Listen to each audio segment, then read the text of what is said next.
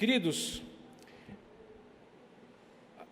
por volta da década de 50, 1950 e alguma coisa, comecinho da década de 60, dois psicólogos sociais chamados Henri Tajfel e John Turner criaram uma teoria na psicologia social chamada teoria da identidade social. Eles formularam a ideia, observando grupos distintos na sociedade, na Europa de então, que havia um sentimento de pertença ou uma crença de determinados indivíduos que se sentiam enquadrados ou pertencentes a uma determinada categoria social, um determinado segmento social, a um determinado grupo social. Eles conseguiam ver nos indivíduos que faziam parte daquele grupo características e desejos semelhantes aos dele. E aí eles se sentiam pertencentes ao mesmo grupo. E, de maneira distinta, não percebiam isso em outros indivíduos que, por sua vez, se sentiam de outros grupos com os quais tinham identidades semelhantes.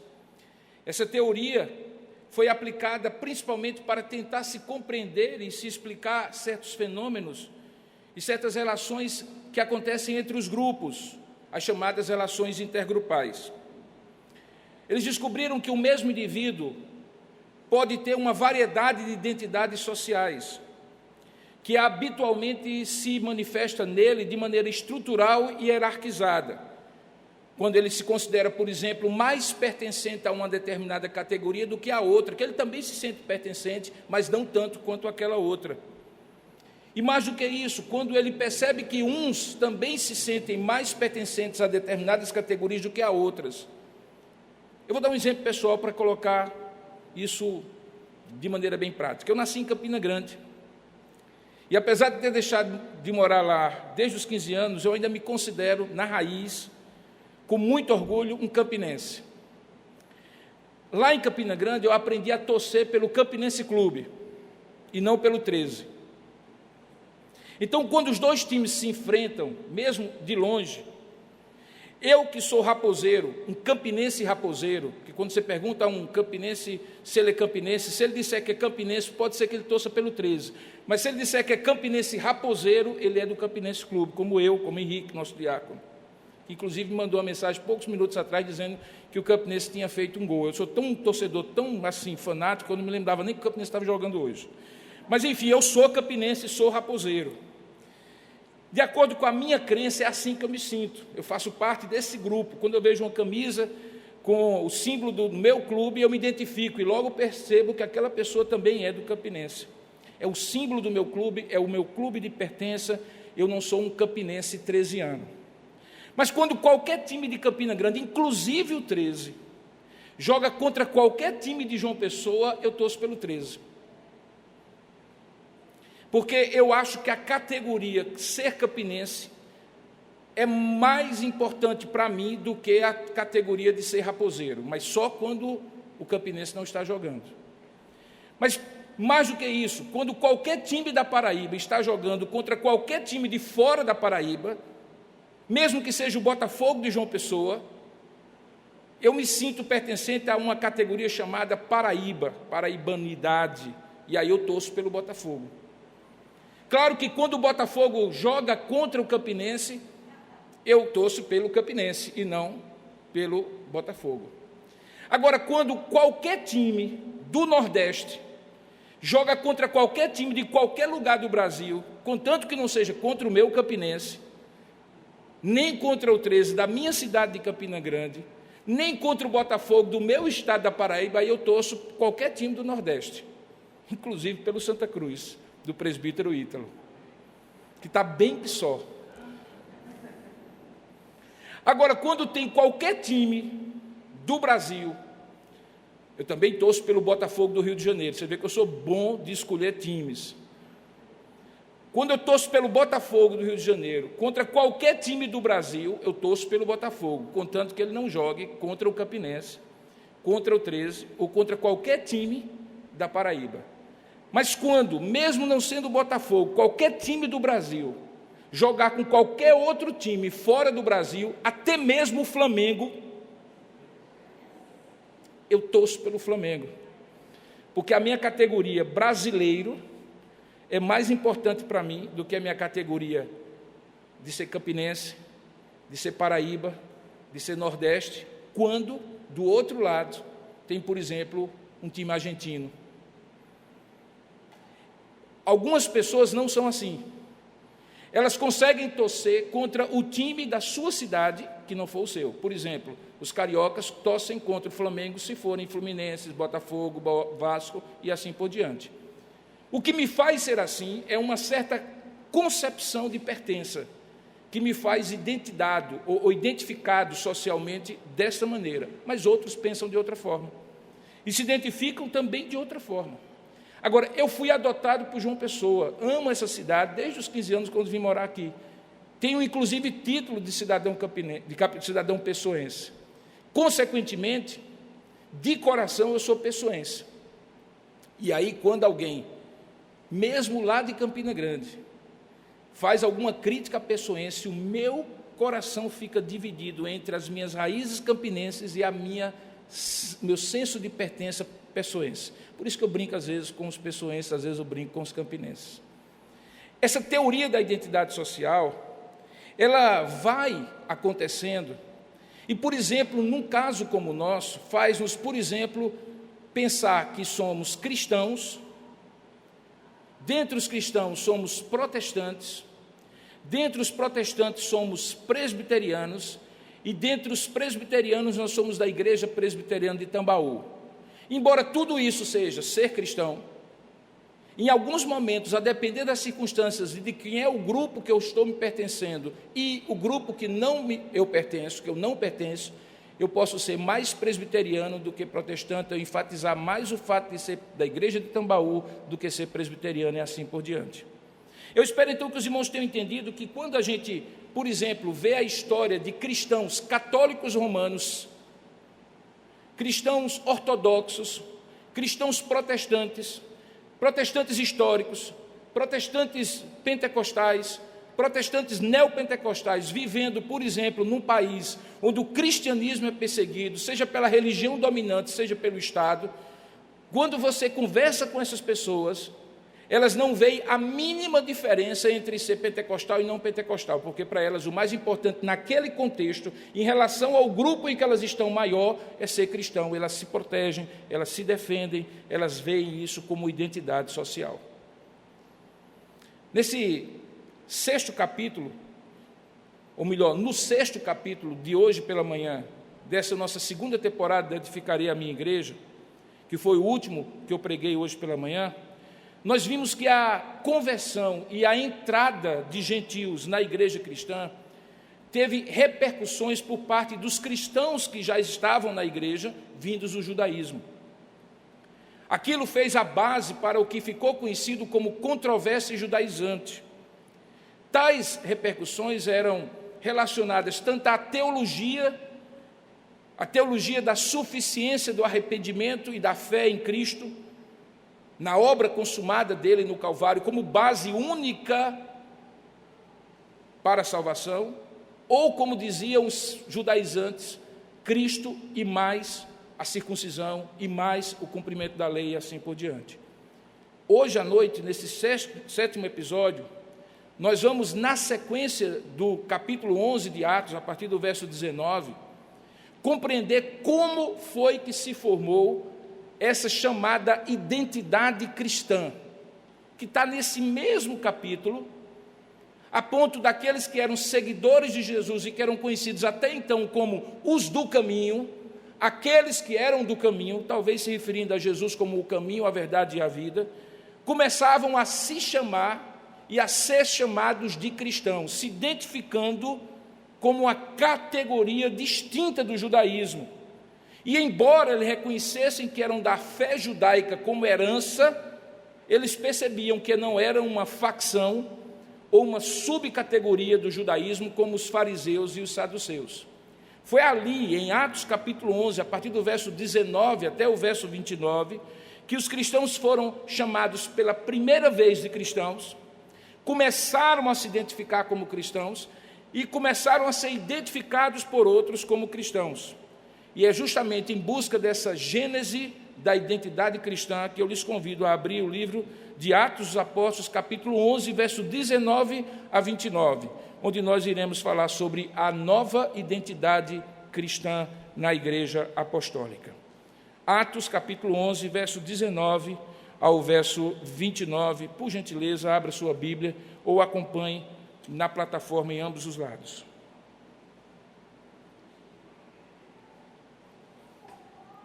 Diz assim a palavra de Deus: Então, os que foram dispersos por causa da tribulação que sobreveio a Estevão, se espalharam até a Fenícia, Chipre e Antioquia, não anunciando a ninguém a palavra, senão somente aos judeus.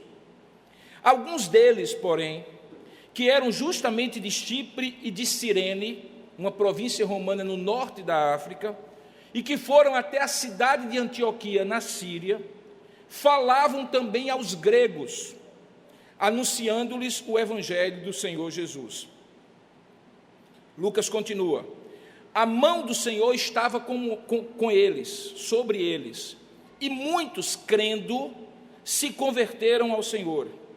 A notícia a respeito deles, assim como havia chegado a notícia da conversão de Cornélio no capítulo anterior, também chegou aos ouvidos da igreja que estava em Jerusalém. E então enviaram Barnabé até Antioquia, na Síria. E tendo ele chegado, e vendo a graça de Deus, alegrou-se e exortava a todos a que, com firmeza de coração, permanecessem no Senhor. Porque ele era um homem bom, cheio do Espírito Santo e de fé, e muita gente se uniu ao Senhor. E aí partiu, diz o verso 25, Barnabé para a cidade de Tarso, à procura de Saulo de Tarso, que tinha ido para lá depois de sair de Jerusalém. E tendo-o encontrado, levou-o para Antioquia, e por todo um ano se reuniram naquela igreja, e ensinaram numerosa multidão. Em Antioquia foram os discípulos pela primeira vez chamados cristãos. Naqueles dias desceram alguns profetas de Jerusalém para Antioquia, tudo isso acontecendo em Antioquia, e apresentando-se um deles, chamado Ágabo, dava a entender pelo Espírito que estava para vir uma grande fome por todo o mundo, o que de fato sobreveio nos dias do imperador Cláudio. Os discípulos, cada um conforme as suas posses, resolveram enviar socorro da Síria aos irmãos que moravam na Judéia, a região onde estava Jerusalém. O que com eles, ou melhor, o que com efeito, de fato, eles fizeram, enviando aos presbíteros de Jerusalém, por intermédio justamente de Barnabé e de Saulo. Que Deus abençoe a sua palavra lida, vamos orar juntos. Ó Deus, fala conosco à medida que a tua palavra, inspirada pelo teu Espírito, também pode ser iluminada por este mesmo Espírito, o teu Espírito, nos nossos corações. Que essa palavra possa trazer ao nosso coração a edificação, a exortação, o conforto espiritual, o crescimento e a maturidade espiritual que só a tua palavra, como meio de graça, pode fazer. Nós estamos abertos para ouvir a tua voz. Nosso coração acolhe a tua palavra com sofreguidão espiritual, desejando, ó Deus, a tua palavra, e por isso pedimos, fala conosco, por intermédio desse teu servo, limitado e fraco, mas que se coloca nas tuas mãos para ser instrumento teu, pois é assim que nós oramos juntos, em nome e para a glória de Jesus. Amém. Queridos, quando Lucas começa a descrever essa parte do capítulo 11, ele retroage no tempo, na sua narrativa, para aquele ponto de uma grande perseguição que eu chamei há algumas semanas atrás de uma mega perseguição, promovida por um mega perseguidor que vem a ser Saulo e que vai acabar fazendo saliente um mega evangelista que é o diácono Filipe. Você relembra que no capítulo 8, versículo 1, já dizia-se aquilo que Lucas agora repete, que naquele dia levantou-se grande perseguição contra a igreja em Jerusalém, e todos, exceto os apóstolos, foram dispersos pela região da Judéia e Samaria. Lucas pega daí e então diz: aqueles que foram dispersos, por causa daquela tribulação que sobreveio a Estevão, se espalharam até a Fenícia, Chipre e Antioquia. Ele lembra também que aqueles cristãos que fugiram de Jerusalém, espalhados por aquelas regiões costeiras, pela ilha de Chipre até a cidade de Antioquia, já na Síria, eles pregavam, porém não anunciavam, veja aí, não anunciando a ninguém a palavra, senão somente aos judeus. Exatamente como lá atrás, no capítulo 8, verso 4, também se dizia que entre mentes, os que foram dispersos iam por toda parte pregando a palavra, mas não necessariamente a judeus, eles vão acabar pregando a samaritanos, ou melhor, não necessariamente a gentios, eles acabam pregando a samaritanos. Porém, no verso 20, que você acabou de ler, Lucas registra que alguns deles, porém, que eram da ilha de Chipre, de Cirene, e que foram até Antioquia, começaram a também falar aos gregos, anunciando-lhes o evangelho do Senhor Jesus. O que Lucas chama de gregos é, em várias partes do Novo Testamento, sinônimo de gentios. Ou seja, eram aqueles não-judeus, influenciados pela cultura helênica, que tinham uma língua em comum, que era o grego koiné, que é exatamente o grego que o Novo Testamento é escrito, que eram pagãos, não reconheciam o Deus de Israel, adoradores de outros deuses, seguidores de outras filosofias, e que se reconheciam, dentro daquela teoria da identidade social, como pertencentes a outras categorias, mas que todas elas englobavam uma única, que era a categoria distinta dos judeus. Eles eram não-judeus, eles eram também chamados gregos ou gentios. Na maioria das ocorrências do Novo Testamento, a palavra gentio é a palavra etnos, de onde vem etnia, etnografia, onde vem a ideia de raças, de grupos distintos que se identificam como uma mesma raça, seja por características culturais, físicas, de habitação numa determinada região, de língua em comum, de história em comum e assim por diante. Por isso que quando a Bíblia fala de as nações, ela não está falando de países, mas de etnias, de povos, que depois da missiologia moderna passaram a ser conhecidos como povos não alcançados. No Brasil, por exemplo, você tem um grande grupo chamado brasileiro, todos aqui são brasileiros, mas dentre os brasileiros nós temos várias etnias, inclusive com línguas diferentes. Portanto, as nações para onde eles deveriam pregar o Evangelho e de onde eles deveriam fazer discípulos, também estariam aqui no Brasil, apesar de existir uma grande categoria chamada brasileiros. Mas dentro dos brasileiros há várias subcategorias que são as nações, e essas nações estavam excluídas, segundo os judeus, das bênçãos da aliança que Deus havia feito com eles. Perceba então que quando esses gregos começam a ouvir o Evangelho, nós começamos a perceber que eles vão se convertendo, Lucas diz isso, e aí começa a surgir um grande influxo de gregos e de gentios que não sabiam nada da lei de Moisés, pasmem, nem conheciam o hebraico, portanto, nem conheciam o Antigo Testamento, não conseguiam ler o Antigo Testamento, que os judeus liam, porque era a língua nativa deles, não conheciam os costumes dos judeus, e começaram a sentar lado a lado dos judeus na igreja de Antioquia. E era muita gente, diz o texto, que era uma grande multidão. Começou então a haver, naquele momento, por um lado uma grande alegria, mas por um lado uma questão que depois nós falamos desde hoje pela manhã, que é a questão judaizante, mas também uma questão que acaba fazendo com que eles se perguntam, afinal de contas, quem somos nós? Até então, nós éramos judeus que reconheceram Jesus de Nazaré como Messias. Mas e estes, que nem sabem quem foi Jesus de Nazaré? Que nem sabem que havia de vir um judeu chamado um Messias, o escolhido, o ungido. Esses são o quê? Eles são de outra categoria, eles torcem pelo 13 e não pelo Campinense, apesar de todos serem campinenses.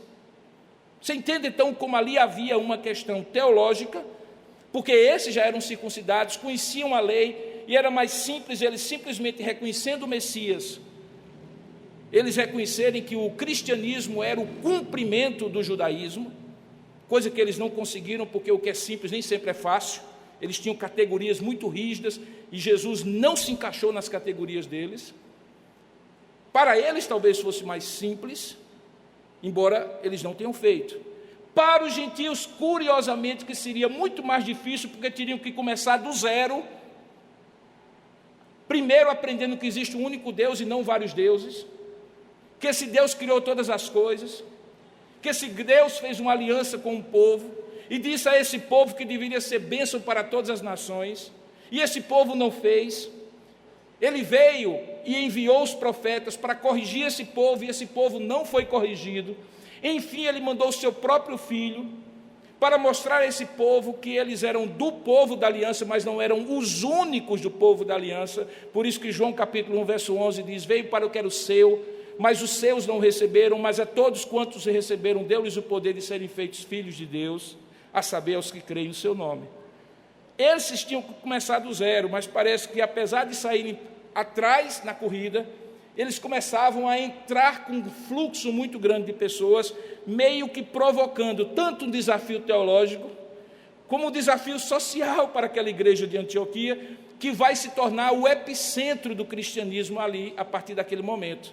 A igreja de Jerusalém continua sendo aquela igreja mãe do cristianismo, mas porque ela era fundamentalmente formada por judeus, e não por judeus e gentios, não por judeus e gregos, como a igreja de Antioquia, ela não tem o poder, ela não tem a capacidade de alcançar as nações.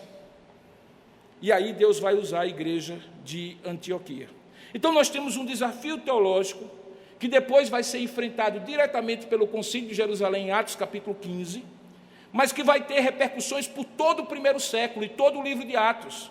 E ao mesmo tempo temos um desafio étnico, social, cultural, para a formação da identidade social daqueles que passariam a se identificar e ser identificados como cristãos. Por que isso era importante? Porque, veja, esses dois aspectos eram importantes. Primeiro, pelo fato de que isso teria implicações positivas ou negativas para a unidade da igreja como corpo de Cristo. A igreja chamada corpo de Cristo, povo da aliança, formada por gente oriunda do Antigo Testamento como do Novo Testamento, judeus e gentios. Portanto, se eles não se reconhecessem como um só corpo, Jesus já havia dito: uma casa dividida em si mesmo não prosperará. Jesus já havia orado na última ceia, no capítulo 17 de João, para que os seus fossem um como ele é, um com o Pai e com o Espírito, para que as pessoas, vendo a unidade de Cristo, no corpo de Cristo que é a igreja, pudessem reconhecer que Jesus havia vindo e que ele era o Salvador e o Redentor. Mas além disso, queridos, era importante para a igreja cumprir a missão, porque se eles não tivessem unidade, eles seriam fracos, e se eles fossem fracos, eles não conseguiriam alcançar as nações. A grande questão, então, nesse momento é como Deus fez essa identidade cristã florescer a partir de um enxerto, ou seja, a palavra que Paulo usa lá em Romanos capítulo 11, 17, diz que a oliveira original era os judeus, e Deus enxertou nessa oliveira original, que era o povo da aliança, os gentios. Como é que Deus fez isso acontecer? Eu vou orientar os diáconos, por gentileza, Heber. Pode introduzir o pessoal e a gente arranja lugar de alguma forma aí, são convidados nossos, está certo? Algum irmão da igreja que puder ceder o seu espaço, eu agradeço. Muito bem, homens, primeiros homens, Renata, pode ficar aí sentada, querida. Ótimo, sentem. Vamos orar, irmãos, para Deus tocar o coração. Governador João Azevedo, eu passo pelos restaurantes, pelos bares da cidade, sem máscara, sem nenhum protocolo, 50% não existe lá, 1,5 metro não existe lá. Nós estamos há quase 45 dias, sem poder encher a igreja, com todos os recursos que nós temos, álcool gel, aferição de temperatura. 1,5 metro de distância. Já estamos com 4 ocasiões no domingo que nos reunimos para dar cabimento às pessoas que querem buscar a Deus. Eu apelo a quem estiver vendo, que transmita ao governador João Azevedo, pelo amor de Deus, comece a flexibilizar, porque só a igreja está sendo penalizada nesse momento. Voltemos a Atos dos Apóstolos.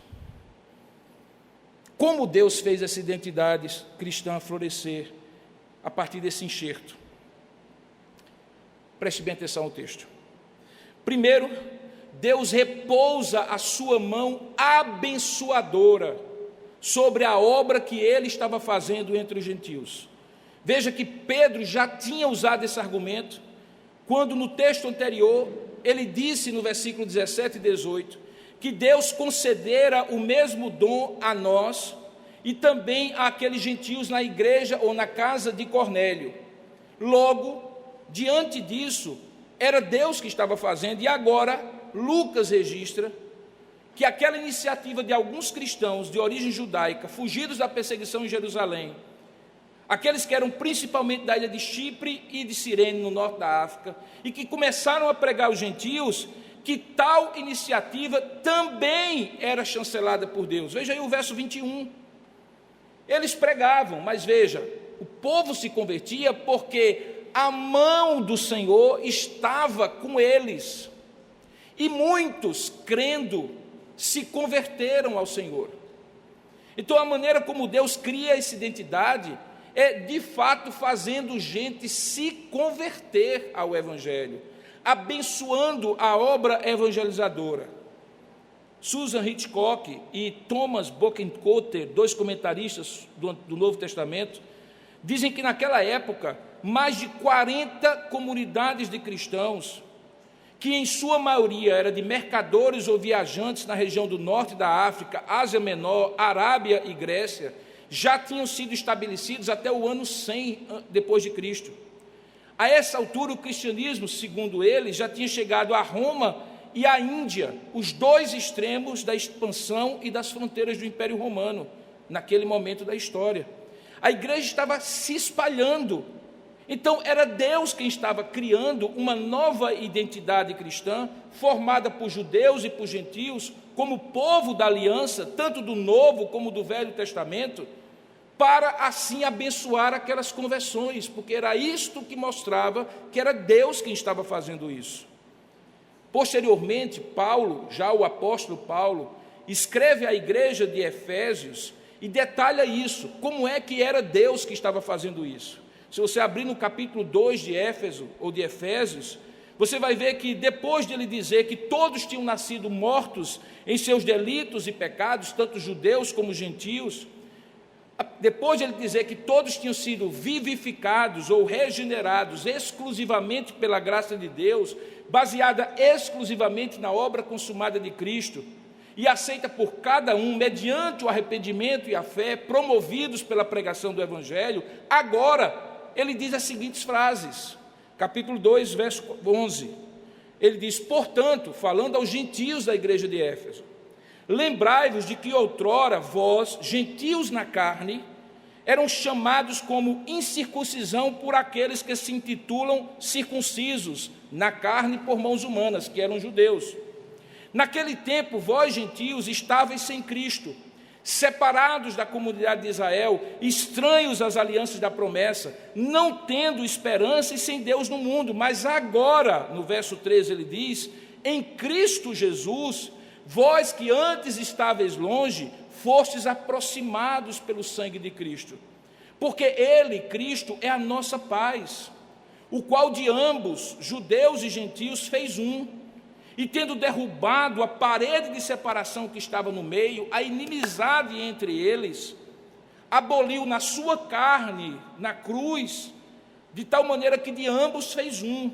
E tendo derrubado a parede da separação que estava no meio, ele aboliu a lei dos mandamentos na forma de ordenanças, para que dos 2 povos, judeus e gentios, criasse em si mesmo um novo homem, fazendo a paz, e reconciliar-se ambos em um só corpo com Deus, por intermédio da cruz, destruindo por ela a inimizade. E aí ele conclui: e vindo ele evangelizou pais, a vós outros judeus, ou melhor, gentios, que estáveis longe, e pais também aos que estavam perto, porque por ele, ambos temos acesso ao Pai em um só Espírito. Assim, pois, gentios, já não sois estrangeiros e peregrinos, mas concidadãos uns com os outros, dos santos do Senhor, e sois ambos da família de Deus. Vocês também fazem do fundamento dos apóstolos e dos profetas, apóstolos representando a nova aliança, profetas representando a antiga aliança, aquilo que nós chamamos de edifício, a igreja, que tem uma pedra angular que é Cristo, Jesus. Todo edifício, esse edifício bem ajustado, cresce como santuário para a dedicação ao Senhor, no qual vós, gentios, juntamente estáis sendo edificados para a habitação de Deus no Espírito, junto com os judeus. Paulo, então, aos Efésios, depois, explica que foi Deus que fez isso. Claro que se houvesse tempo, e esse texto é muito rico, esse que eu acabei de ler, para demonstrar qual era o propósito de Deus, certamente nós faríamos. Mas, só para resumir, em Colossenses 1, verso 26 e 27, Paulo chama isso de mistério que estivera oculto aos judeus da antiga aliança. E qual era o mistério? No verso 26. O mistério que estivera oculto dos séculos e das gerações, agora todavia se manifestou aos seus santos, aos quais Deus quis dar a conhecer qual seja a riqueza da glória. Que riqueza é essa? Que mistério é esse? É que é Cristo em vós, e não Cristo só para vós, mas em vós como corpo, que é a esperança da glória. Então, como Deus fez isso? Como Deus forjou uma entidade? Uma identidade chamada cristianismo, que não é uma instituição, que não é um código de conduta, que não é uma filosofia, é o povo da aliança, reunido debaixo da graça de Deus, judeus e gentios. Como é que Deus fez isso? Trazendo para dentro da igreja um influxo, abençoando. Os apóstolos pregavam, os evangelistas pregavam, Deus abençoava e convertia o povo e trazia para dentro, para que essa balança começasse a ficar equilibrado, e logo, logo, você até tivesse mais gentios, porque obviamente eles são a grande maioria, são todas as nações do mundo, do que judeus na igreja. Deus então foge à identidade de um povo que ele chama seu, trazendo novas pessoas para dentro dela. Segunda forma como Deus faz isso, Deus usa homens e mulheres, no caso aqui um homem especial, que é especialmente escolhido por ele, seja por características da personalidade dessa pessoa, seja por ter um caráter cristão amadurecido, para serem instrumentos que consigam reconhecer na diversidade de judeus e gentios a possibilidade de formar um só povo. E o nome dessa pessoa nesse episódio é José, também chamado José Barnabé. Veja o que é que diz o verso 22. Lucas diz que a notícia a respeito dessas conversões chegou aos ouvidos da igreja, Lucas 11, 22, da igreja que estava em Jerusalém. E eles então enviaram Barnabé até Antioquia. Antioquia, como eu falei, havia se tornado o centro, o epicentro desse novo momento. Dali iriam sair Paulo e esse Barnabé para as viagens missionárias. Mas quem era esse Barnabé? Você recorda que ele já tinha aparecido na exposição que estamos fazendo aqui, no capítulo 5, verso 36.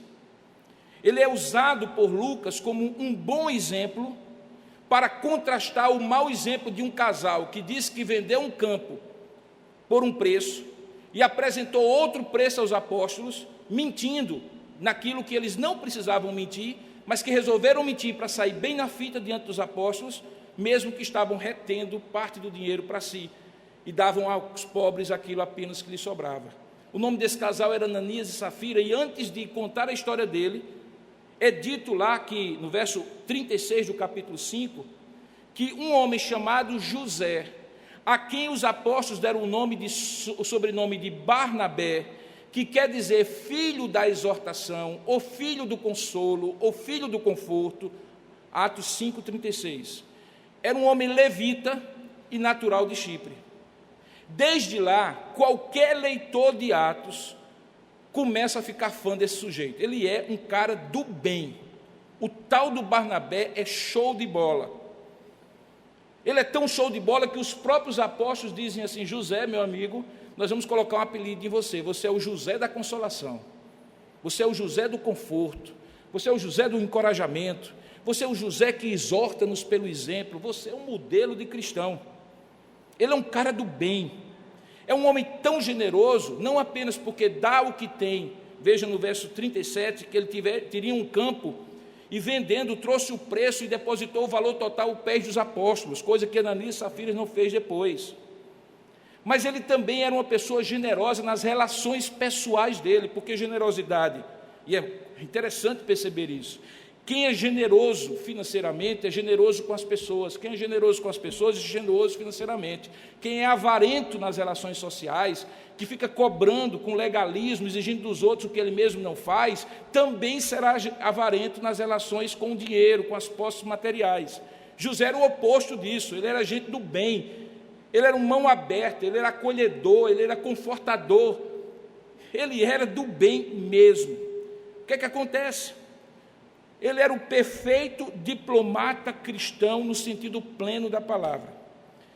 É um sujeito que abençoa a igreja em vários momentos. Por exemplo, quando Saulo sai de Damasco, corrido porque queriam matá-lo lá, e vai para Jerusalém, ele chega em Jerusalém debaixo de uma aura de desconfiança. O cara tinha saído de Jerusalém para Damasco, para matar gente em Damasco, já tinha visto a morte e consentido na morte de Estevão em Jerusalém. Lá de Damasco os caras colocam ele para correr, porque ele agora era cristão e ninguém acreditava nele. Os judeus começaram a vê-lo pregando que Cristo era o Messias, correram para matá-lo. Ele é colocado debaixo da guarda e vai para Jerusalém. Chega em Jerusalém, era o homem que tinha saído para matar. Todo mundo se afastou de Paulo. O que é que acontece? No texto de Atos, capítulo 9, verso 26, olha o que é que diz: tendo Paulo chegado a Jerusalém, procurou juntar-se com os discípulos. Todos, porém, o temiam, não acreditando que ele fosse discípulo. Quem aparece na história? Barnabé. Diz o texto que Barnabé, tomando-o consigo, botou debaixo da asinha dele, levou os apóstolos, deu o aval que o homem tinha se convertido, contou-lhes como ele vira o Senhor no caminho, que este lhe falara no caminho em Damasco, e como lá em Damasco ele já pregava ousadamente. Barnabé foi o fiador espiritual dos primeiros anos do apóstolo Paulo. Foi quem deu credenciamento, credibilidade, reconhecimento na igreja de Jerusalém de quem Paulo de fato era. Lá na frente, quando eles dois saem para a segunda viagem missionária, eles tinham trazido consigo na primeira viagem missionária o primo de Barnabé, que também era sobrinho do apóstolo Pedro, chamado João Marcos, o autor do Evangelho de Marcos, o primeiro dos 4 evangelhos a ser escrito. No meio do caminho, você lembra que o pastor Jean falou sobre isso domingo passado? João Marcos, na primeira viagem, dá no pé e deixa eles sozinhos. Quando Barnabé traz João Marcos para continuar na segunda viagem com eles, Paulo diz: nada não, esse aí é um covarde, eu não quero nada com ele. Barnabé aposta em João Marcos, coloca João Marcos debaixo de sua guarda, chega a ter um conflito com Paulo, porque era quase como se Barnabé estivesse dizendo assim: Saulo, paciência, amigo, paciência, você agora está sendo intolerante, intransigente, inflexível com João Marcos, logo você, Saulo, paciência, você não era ninguém, rapaz, você era um cara que ninguém queria nem chegar perto lá em Jerusalém, fui eu estou falando assim, se fosse Barnabé, diria isso. Claro, Barnabé era muito mais polido, era diplomata. Por isso que ele bancou João Marcos e levou João Marcos para uma outra missão. Lá no final da vida de Paulo escreve dizendo assim: João Marcos me é muito útil, traga ele para perto de mim, porque eu estou prisioneiro e já estou terminando os meus dias de vida nessa prisão romana. Esse era Barnabé. Esse era o sujeito que, quando chega, mostra quem ele é. Ele vê o melhor nas pessoas, ele abre portas, ele encoraja, ele facilita, ele quebra arestas, ele foca naquilo que é comum. Veja como no verso 23 é dito que quando ele chegou, qual foi a primeira coisa que ele viu? Problema? Não. Dificuldade? Não. Qual foi a primeira coisa que ele viu? A graça de Deus. E qual era a graça de Deus? Que gentios estavam se convertendo. Tendo visto a graça de Deus, ele alegrou-se. E o que fazia? Dizia àqueles novos convertidos que não sabiam nada de Bíblia, não sabiam nada de judaísmo, estavam começando, que eles ficassem firmes, exortava-os a todos, veja aí, que com firmeza de coração permanecessem no Senhor. E aí é por isso que no verso 24, Lucas faz o seguinte comentário sobre ele. Por quê? Porque ele era um homem bom, cheio do Espírito Santo e de fé. Quem tem um caráter maduro, onde o fruto do Espírito é de bondade, é benevolente para com os outros, confia no que Deus está fazendo na vida dos outros. E esse era Barnabé. Então perceba que Barnabé era o homem certo, na hora certa, para fazer aquela tarefa de pegar gentios e judeus convivendo juntos numa igreja, na igreja de Antioquia. Na avaliação de outros estudiosos do Novo Testamento, Barnabé era um judeu cristão de fala grega, natural de Chipre, não era de Jerusalém. E aquela foi uma escolha mais do que adequada que a igreja de Jerusalém fez para a necessidade daqueles crentes novos de origem não judaica. Ele tinha a confiança dos homens de Jerusalém e tinha a possibilidade de dialogar com aqueles novos convertidos. Kistemacher, um dos comentaristas melhores do Novo Testamento, entende que ele foi a pessoa certa para promover o desenvolvimento da igreja em Antioquia, porque ele não vai até lá para mostrar autoridade, mas para ajudar os crentes a crescer na fé. Robertson diz que Barnabé era precisamente o tipo de homem que esta crise necessitava, pois era um homem corajoso, mas prudente. E aparentemente a igreja de Jerusalém deu liberdade a Barnabé para, com carta branca, agir como ele achasse melhor. Qual o resultado disso, irmãos? Veja aí no verso seguinte, é dito que o resultado é que muita gente se uniu ao Senhor. E lá na frente é dito que uma numerosa multidão estava agora na igreja de Antioquia.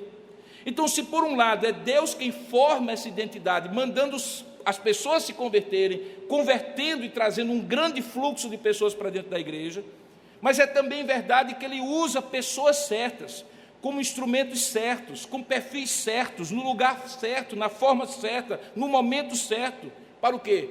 Para que judeus e gentios começassem a experimentar em Antioquia a experiência de ser um só povo, uma só categoria chamada de cristãos, não limitada como uma parte do judaísmo, como os escribas, fariseus e saduceus, mas como aqueles que, sendo judeus ou não, tinham se tornado um povo da aliança, que respeitava a rica tradição, história e contribuição dos judeus, mas que não se limitava a ser judeu, não se revoltava, no entanto, contra ser judeu. Deus faz, e Deus faz usando pessoas certas.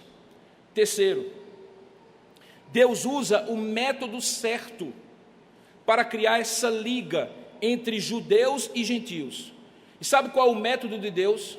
É ensinar a verdade sobre qual é a vontade dele para a sua igreja, e para isso ele usa dois mestres do quilate de Paulo e Barnabé. Veja o verso 23. Assim que Barnabé chega a Antioquia, ele já exortava a todos a que com firmeza de coração permanecessem no Senhor.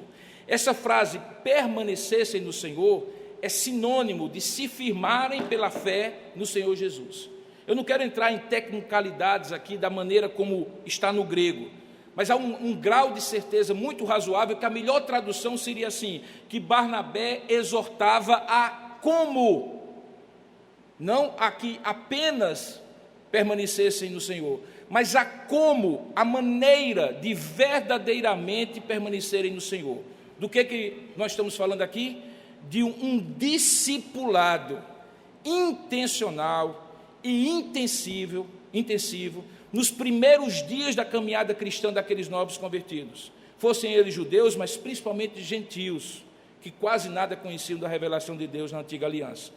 Assim é possível inferir que houve instrução, encorajamento sobre como um cristão novo pode e deve manter-se firme em sua confissão e vivência de fé, semelhantemente ao que se faz no discipulado.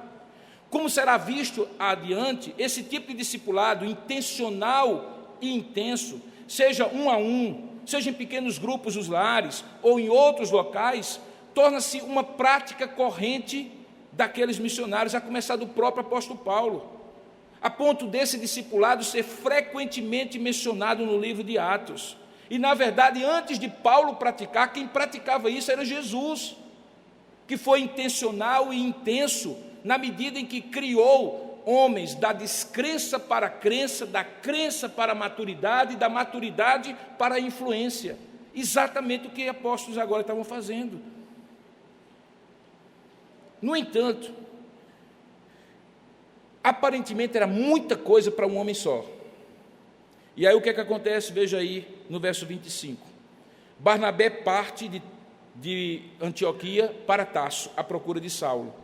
E tendo-o encontrado, leva-o para Antioquia. De Antioquia para Tarso, a viagem era relativamente curta. Viajando-se a pé, em poucos dias se chegaria lá. Mas havia uma coisa importante. Paulo já estava fazendo algo para Deus em Tarso. Ele não estava desocupado. No entanto, aqui havia uma prioridade. Barnabé vai lá e recolhe e recruta Paulo para que Paulo fizesse o complemento.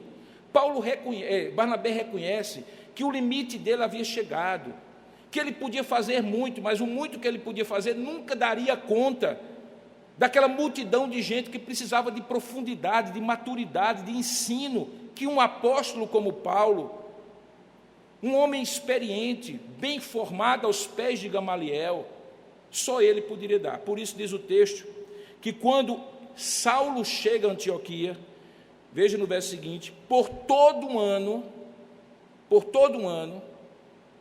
ele se reuniu naquela igreja e ensinava numerosa multidão. Nós não sabemos o que eles ensinaram, mas é plenamente deduzível que eles ensinaram o que depois Paulo iria ensinar nas suas cartas, porque Paulo ensinaria coisa diferente. E o que é que Paulo ensinaria nas suas cartas? Que uma nova identidade, de um novo povo, de uma nova igreja estava surgindo, e que essa nova identidade chamava-se igreja, os chamados para fora, quer judeus, quer gentios.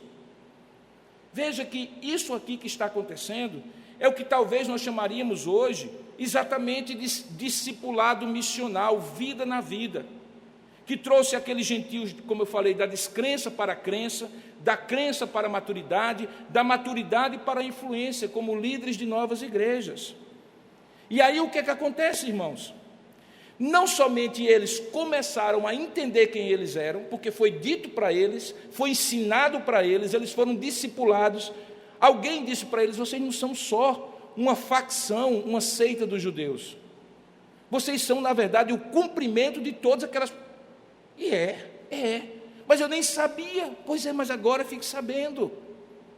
Por isso que vocês não precisam voltar para o judaísmo, ser circuncidados, como se judeus vocês precisassem ser para depois ser cristãos. Não. E tudo isso foi ensinado provavelmente naqueles dias. Eles então passaram a se ver como um só povo, os seguidores, os imitadores de Cristo. E aí eles começaram a ser chamados pelos outros de pequenos cristos. Adivinha qual é a palavra que traduz a ideia de alguém ser um seguidor de Cristo como se fosse o pequeno Cristo? É a palavra cristão.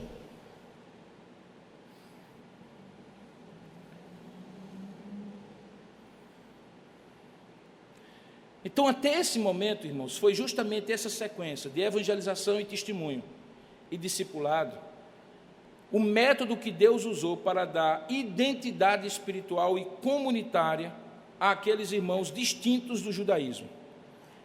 Correndo um pouco aqui, porque o nosso tempo está chegando, o último elemento que Jesus usa para que aqueles cristãos começassem a ter uma nova identidade e se reconhecer como um grupo distinto, se sentir parte de uma igreja, seja gentio ou judeu, todos uma só igreja, Deus deu para eles uma missão em comum.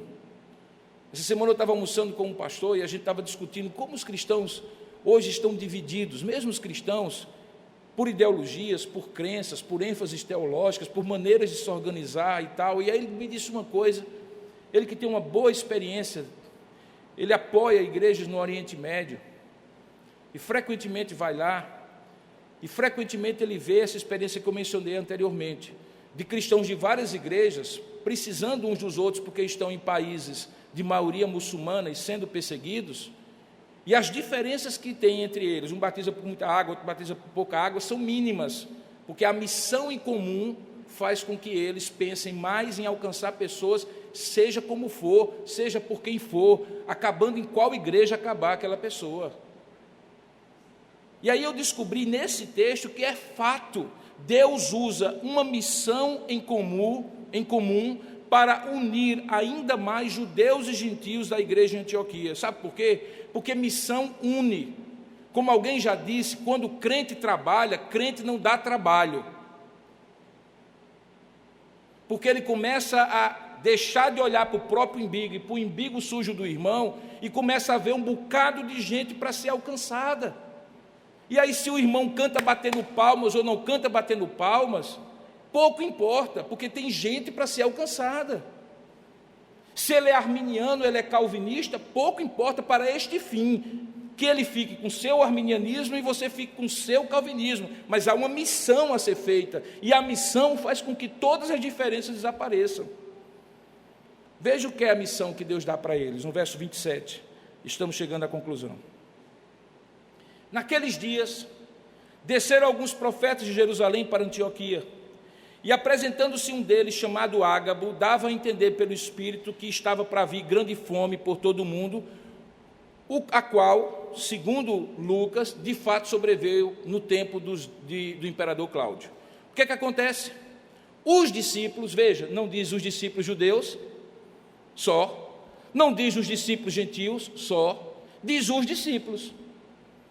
Todos os discípulos que estavam em Antioquia, porque isso acontece em Antioquia, veja, alguns profetas desceram de Jerusalém para Antioquia.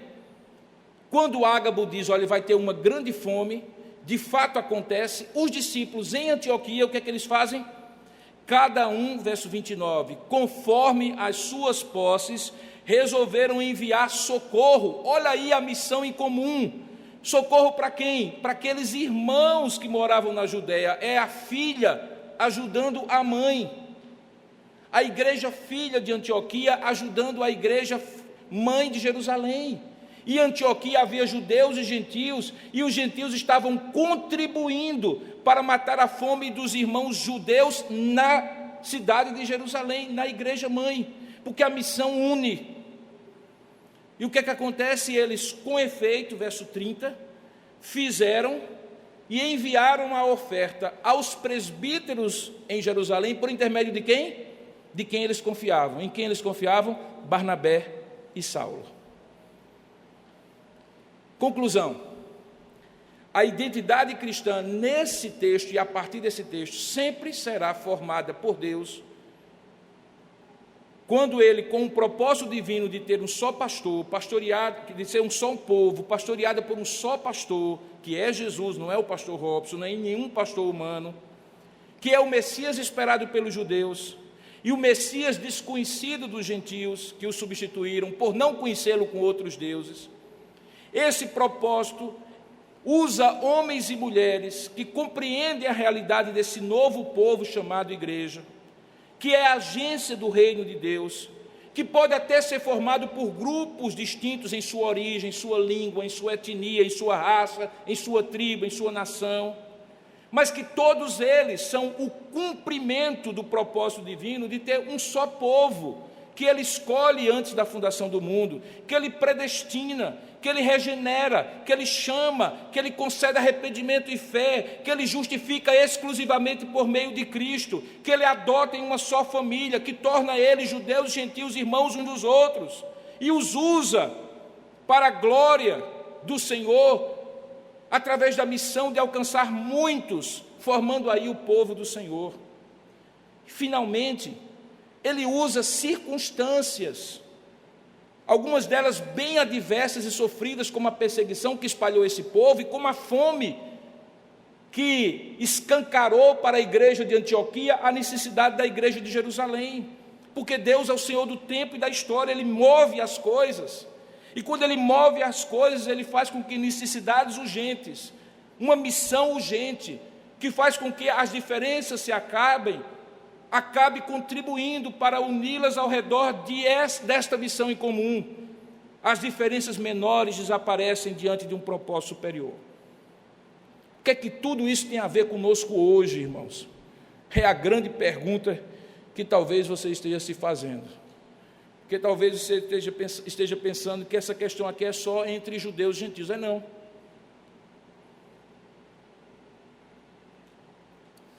Eu sou pastor há 34 anos. Todo pastor com esse tempo de ministério sabe que uma igreja é formada por pessoas diferentes. Tem gente aqui que é de terceira, quarta, quinta geração de presbiteriano. O pai foi presbiteriano, a mãe foi presbiteriana, os avós, os bisavós, os tataravós. O cara é presbiteriano desde criancinha. Conhece tudo de igreja, o que é bom e o que não é. Tem gente que chegou ontem. Nunca tinha sido crente na vida. Deus alcançou e trouxe para aqui para dentro. Numa igreja como essa, tem gente que estava aqui no dia 31 de março de 2000, quando essa igreja começou. E tem gente que chegou ontem aqui. Não somos gentios e judeus, mas nós fazemos parte de vários grupos que nós chamamos de pertença. Aos nativos, e não se surpreendam, quem aqui nasceu em João Pessoa? Levanta a mão, olha de lado, olha de lado. O que é que você está vendo? Mais gente que nasceu em João Pessoa ou mais gente que nasceu fora de João Pessoa? Agora levanta as mãos quem nasceu aqui fora de João Pessoa. Olha os gentios. Olha os gentios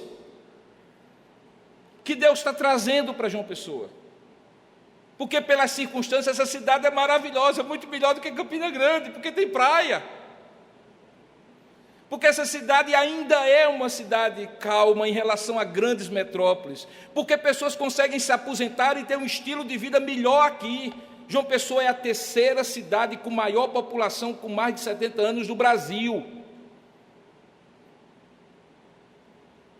Pais que querem criar filhos num ambiente mais tranquilo, saem do Rio, de São Paulo, de Brasília, de outros lugares e vêm morar em João Pessoa. A gente precisa até fazer menos propaganda, porque está ficando complicado.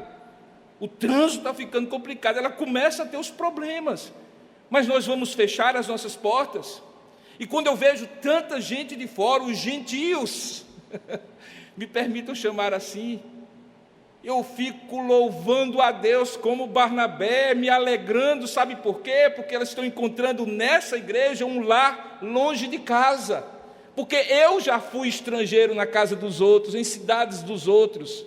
E a coisa que a gente mais gosta é quando a gente chega na igreja e alguém pergunta o nosso nome, conhece a nossa história, logo nos convida para um pequeno grupo, logo nos dá trabalho na igreja, porque crente quando vem para a igreja quer trabalhar, crente quer crente mesmo.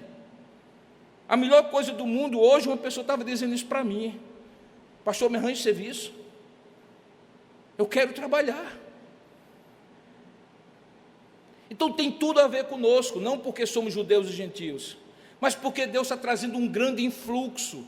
Esse tempo pós-pandemia, daí o meu desespero em falar no meio da mensagem uma palavra para o governador, é porque eu creio com todo o meu coração que tempo de colheita vai ser o tempo agora, depois dessa pandemia. E você que é crente, que eventualmente estiver acomodado, desanimado por essa situação, desperte, porque eu estou precisando. Rogai ao Senhor, trabalhadores, porque a seara é grande, e são poucos os trabalhadores. Há muita gente assustada, que foi balançada nas suas bases por conta da intranquilidade, da angústia, do medo de morrer desta pandemia. Deus está fazendo isso, não somente nessa igreja, em várias igrejas. Na nossa, nós precisamos ser os Barnabés, que nos alegramos com a graça de Deus e acolhemos. Hoje pela manhã nós fizemos o penúltimo estudo sobre o que é ser presbiteriano. Faz sentido a gente fazer esse estudo, por mais paradoxal que pareça, depois de tudo isso que eu preguei. Porque é importante que você, estando numa igreja, seja ela batista, presbiteriana, assembleia, seja o que for, você entenda a identidade dela. Mas deixa eu lhe dizer, que você seja um presbiteriano consciente e leal à sua igreja, mas acima de tudo seja um cristão, e naquilo que for possível cooperar com o corpo de Cristo, seja essa identidade que prevaleça. Do mesmo jeito, como eu contei no início desse sermão, as minhas identidades futebolísticas e como umas prevalecem sobre outras, que a identidade como cristão prevaleça da identidade como presbiteriano. E elas não são incompatíveis, diga-se de passagem. Que você seja guiado por uma missão que une você e tantos outros que estão aqui. E essa missão é a sua atuação como cristão. E quando você fizer isso, você vai ver menos problemas na igreja. Você vai ficar muito mais tolerante com as diferenças que as pessoas têm, com o jeito das pessoas. Porque ser cristão e se identificar como tal é um testemunho ao mundo, irmãos. Ele aponta para Cristo, em quem nós cremos e a quem nós seguimos. E se você é cristão, você é um pequeno Cristo. Então imite o verdadeiro Cristo, do jeito que aconteceu nesse texto. Este é o seu testemunho como cristão. Foi assim que nós começamos a ser cristãos na história. Se nada disso tivesse acontecido, sabe o que é que nós seríamos, irmãos? Nós seríamos da seita de qualquer um no judaísmo. Nós seríamos de um partido como os fariseus, ou de um partido como os saduceus. Mas Deus, no seu propósito, fez tudo isso para que nós, hoje, possamos dizer, somos cristãos. Essa é a nossa identidade. E essa é a identidade que você carrega no peito.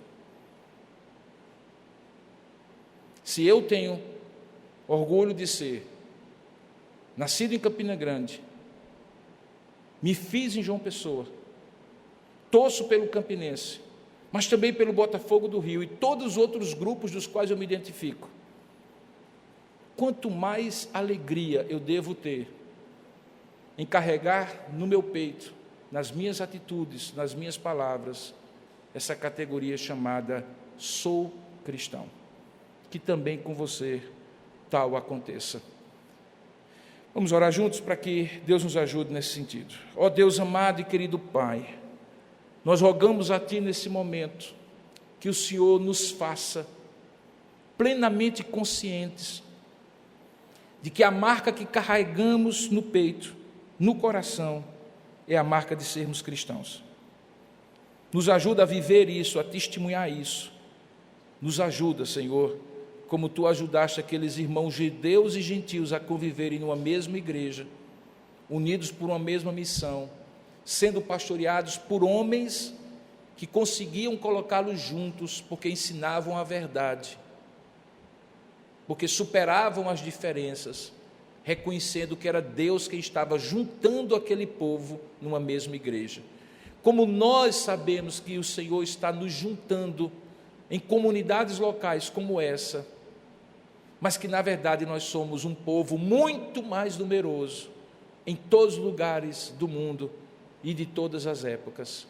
Naquele dia, Senhor, glorioso dia, em que nós estaremos diante do trono da Tua glória, Pai.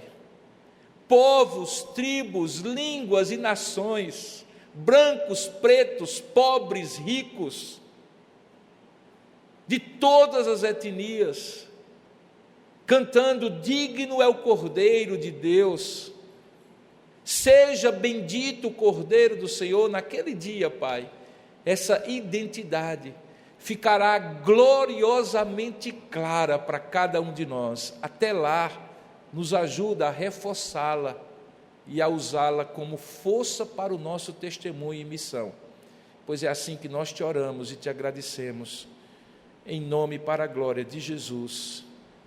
Amém.